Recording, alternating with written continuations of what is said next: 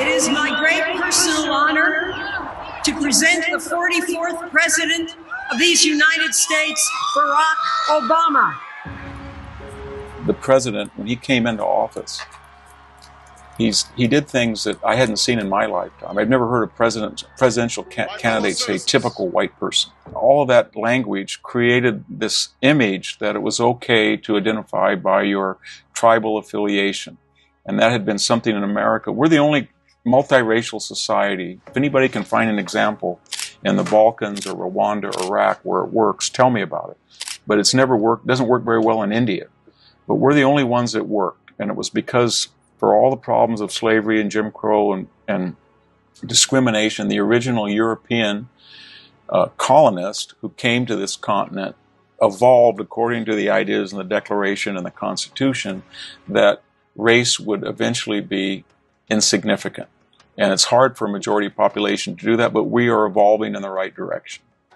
Apparently, under Obama, we felt that that's impossible, so that we are prisoners of our past, and it's important that we all identify according to tribal affiliations. And that's where we're going right now. And I don't think there's any history that I know of where that's going to work out well. How has the political landscape in the United States shifted under recent presidencies, and what are the implications for America's future? In this revealing interview, Victor Davis Hanson examines the dramatic changes brought by recent leaders and the ongoing influence of tribal affiliations in politics. Hanson reflects on President Obama's rhetoric that encouraged tribal identification, contrasting it with America's historical movement towards a race-neutral society. Hanson highlights the rise of Donald Trump as a reaction to the perceived hypocrisy of these elites.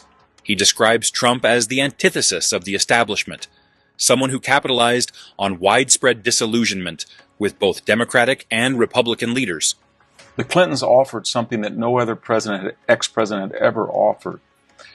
Jimmy Carter raised money for his foundation, but he was a very simple guy. He didn't try to shake down corporations for speaking fees. Reagan tried it for a little bit and quit. Jerry Ford wanted to go golf in Southern California. George W. Bush did not do it to much extent. But Clinton had something that they didn't have. He had a wife, a spouse, who he told people will be back in here. Right. And she's a viable presidential candidate in a way that Barbara Bush or none of Mrs. Carter, none of them were. And I'm going to be back here with her as president, de facto president. And therefore, you better invest in her as Secretary of State through this foundation. And we're going to remember it. And so that's the font of all of their ethical problems. They had a premise that was predicated on selling influence for money. I see Joe Biden giving softball after softball. I've seen all of his interviews. He's never been asked a question that's hard. Okay. Well, he represents an anger at the much overused word elites. Elites are people who, not just by money, but basically have a utopian vision that they feel that does not apply to themselves, and they have the money, culture, and influence to navigate around the ramifications of their own ideology. So what do I mean by that?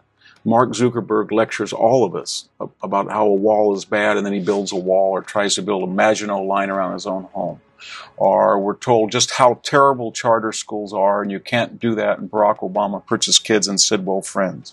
Or Al Gore says, you know what, the planet is heating up, carbon is the problem, but I'm going to sell my cable channel to Qatar and their fossil fuel fortunes, and I'm going to try to beat the capital gains tax in a way that John Kerry moved his yacht to Rhode Island to avoid the high taxes he wants on everybody else. And it became so, an aggregate, so large that people got sick of them. And so Donald Trump is Hillary Clinton's worst nightmare. She's Barack Obama's nemesis, and he's a vampire's mirror for the Republican establishment. They look in him and they see them. They don't even see them as if they're nothing. And that's because the Republicans of all people allowed the borders to stay open. They could have stopped the $20 trillion in the national debt. They did a noble job trying to stop Obamacare, but failed. And when a Republican legislator retires in Washington, there's no difference between his Democratic counterpart and his eagerness to get rich by virtue of his past office. The people who are willing to vote for Trump, usually he was not their first candidate, and they're very shy about it. They don't want to admit it. They're sort of like the invasion of the body snatchers. You really don't know they've been snatched yet. They're just quiet, or they're in the closet. The people who are virulently anti-Trump, it's almost as if they're a virtue monger. They just want to tell everybody how virtuous they are. Not in my name would I ever vote. So I have a feeling that there's a hidden vote. Yeah, I have a feeling there's somewhat of a hidden vote. The other thing is that a lot of the editorialization and the media anger at Trump is predicated on blowing him out. If he is blown out by 6 to 8 points, then the Republican establishment who opposed him says, I warned you. He is a disaster for the Republican Party. He did to you what Goldwater did, and I'm the pundit, right, the predicate. However, if he were to lose by 1 or 2 points, then people are going to say you were the missing tessera in the mosaic that could have got him elected. Those problems have self-correcting mechanisms called chaos. And we're either going to have chaos or somebody's going to preempt them and do it. And I will say that people are very naive about their past. If I were to ask a progressive, who was the best president of the 20th century, they would tell me Woodrow Wilson, maybe FDR. And I'm thinking, who was the most racist president that was elected in the 20th century? Woodrow Wilson. He stopped all integration. He wouldn't integrate we could have had the armed forces integrated 30 years earlier. His Versailles Treaty, what he did at Versailles, guaranteed a war in 20 years. His idea of trying to undermine and destroy the Constitution through progressive was a disaster. And yet, we not only recovered from him, but now people look back very nostalgically and say he was a hero. So there's a clear choice. There's no such thing as they're both the same. Neutrality, whether people want to admit it or not, being neutral is not being neutral. It's like a vegetarian tiger. It doesn't exist. You either 51% or 49%. This is a Manichaean election, and you don't say Trump is boorish, he's got orange hair, he's got that fake tan, and he has people around him that represent a more conservative approach. He's an imperfect vessel, but I'm going to vote for which is more conservative or which is more progressive. And there's a clear choice.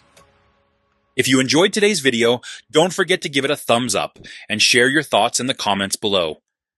Make sure to subscribe and click the notification bell so you never miss out on our latest content.